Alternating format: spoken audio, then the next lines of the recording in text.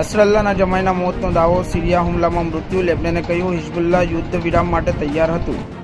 ઇઝરાયેલે હિઝબુલ્લાહના વડા હસન નસરલ્લાના જમાઈ હસન જાફર અલ કાસિરને પણ માર્યો હોવાનો દાવો કર્યો છે. સમાચાર એજન્સી એએફપીએ સૂત્રોને ટાંકીને જણાવ્યું હતું કે ઇઝરાયેલી સેનાએ બુધવારે દમસ્કસમાં હવાઈ હુમલો કર્યો હતો, જેમાં તેનું મોત થયું હતું.